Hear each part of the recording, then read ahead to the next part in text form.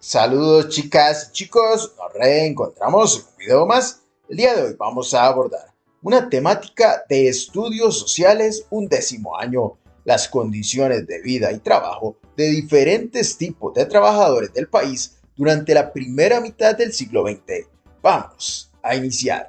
Las primeras legislaciones en el mundo laboral de inicios del siglo XX aparecieron cuando los trabajadores se empezaron a organizar en el escenario político, participando de asociaciones mutualistas, gremios, clubes políticos, entre otros, en cuyo seno surgieron las principales demandas de justicia social.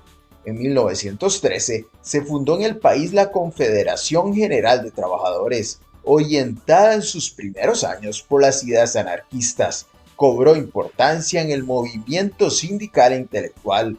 En los primeros años del siglo XX hubo un impulso por parte de obreros europeos inmigrantes con ideas socialistas.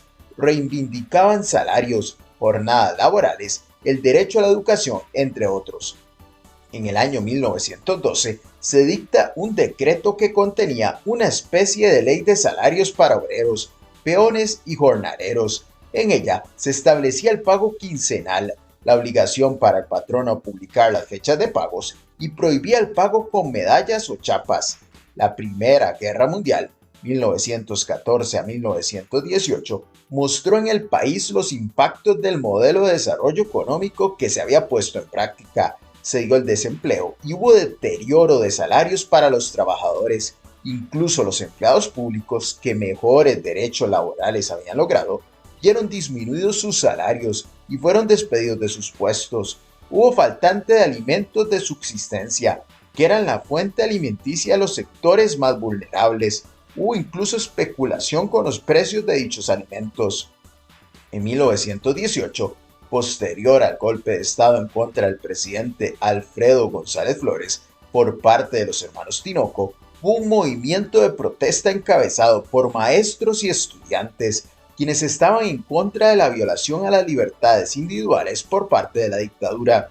En la década de 1920 se aprobaron 4 leyes sociales que vinieron a reformar el aspecto social y laboral en el país. Por ejemplo, la ley de jornada laboral de 8 horas en 1920, fruto de una lucha sindical de distintos grupos de trabajadores, ebanistas, albañiles, mecánicos, carpinteros, zapateros, panaderos, topógrafos, empleados públicos y mineros. En abril de 1920 se aprueba la Ley de Salud Pública. La ley fue un antecedente clave para la creación del Seguro Social en la década de 1940. Se indicaba que la protección de la salud pública incumbe al Estado.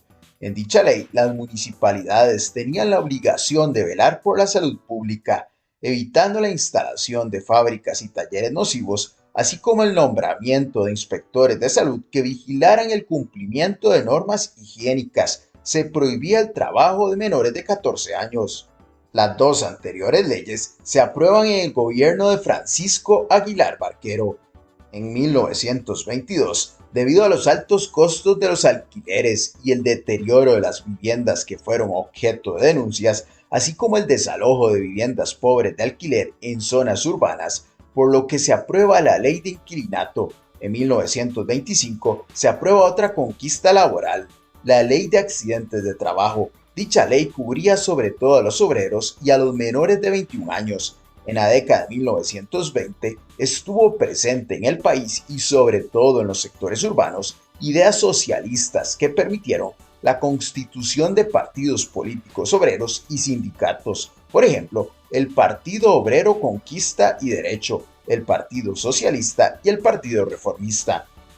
Para 1929 y la década de los años 30, la crisis económica y posterior depresión golpea al país, generando desempleo, subempleo.